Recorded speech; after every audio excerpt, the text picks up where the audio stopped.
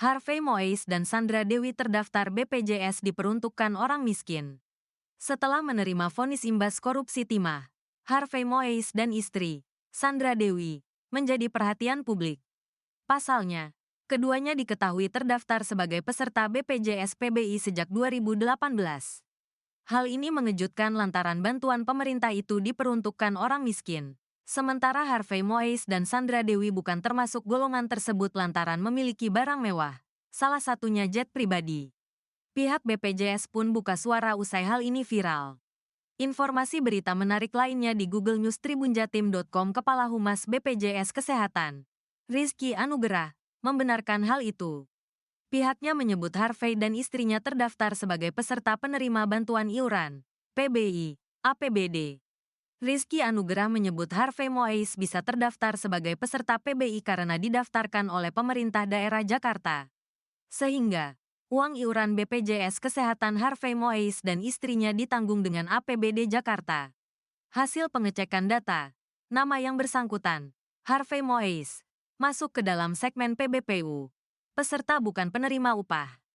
Pemda, nomenklatur lama PBI APBD, Pemprov DKI Jakarta.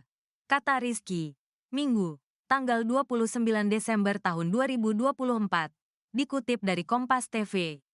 Akan tetapi, Rizky enggan menyampaikan sejak kapan Harvey dan Sandra Dewi terdaftar sebagai peserta PBI APBD. Pihak BPJS Kesehatan juga tidak menjelaskan apakah Harvey sempat memanfaatkan kepesertaan BPJS.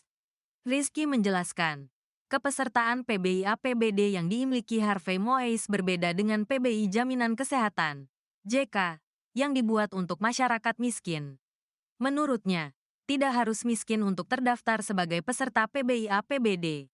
Peserta PBI APBD disebutnya didaftarkan oleh pemerintah daerah dan ditanggung APBD.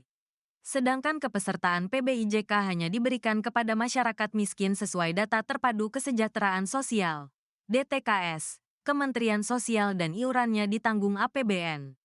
Pada segmen ini, PBI APBD, persyaratannya tidak harus fakir miskin maupun orang yang tidak mampu, melainkan seluruh penduduk pada suatu daerah yang belum terdaftar sebagai peserta program JKN dan bersedia diberikan hak kelas 3, kata Rizky dikutip Kompas.com. Adapun nama-nama yang termasuk dalam segmen PBPU Pemda ini, sepenuhnya ditetapkan oleh pemerintah daerah setempat. Di sisi lain, kepastian mengenai terdaftarnya Harvey dan Sandra Dewi sebagai peserta BPJS PBI juga disampaikan oleh Kepala Dinas Kesehatan Jakarta Ani Ruspitawati pada Kompas.com, Minggu, tanggal 29 Desember tahun 2024. Harvey Moise dan Sandra Dewi keduanya terdaftar sejak tanggal 1 Maret tahun 2018.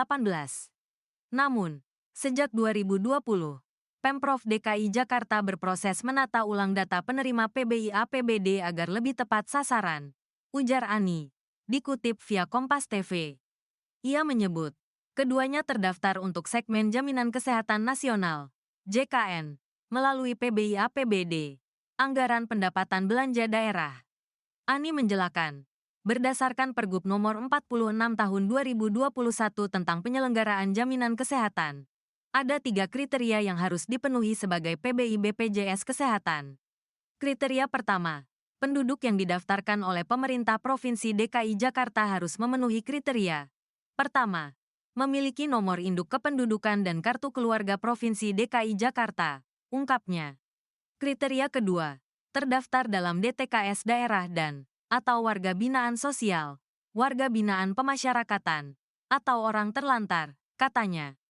Kriteria ketiga, kata dia, adalah bersedia untuk dirawat di kelas 3 yang pada saat itu selanjutnya dapat didaftarkan perangkat daerah setempat dalam hal ini lurah atau camat.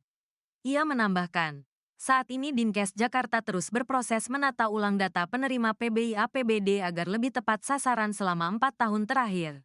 Kami akan berkoordinasi juga dengan BPJS Kesehatan terkait revisi Pergub, sehingga perlindungan kesehatan bagi setiap warga bisa terpenuhi tetapi tetap sasaran, ucapnya. Harvey Moise sendiri telah divonis bersalah oleh Majelis Hakim Pengadilan Tindak Pidana Korupsi di Pengadilan Negeri Jakarta Pusat dalam kasus korupsi PT Timah. Harvey divonis 6,5 tahun penjara oleh hakim dalam sidang pada Senin, 23/12. Selain pidana penjara, Harvey Moise juga dijatuhi pidana denda sebesar 1 miliar rupiah subsidi 6 bulan penjara, serta pidana tambahan berupa pembayaran uang pengganti sebesar 210 miliar rupiah subsidi 2 tahun penjara.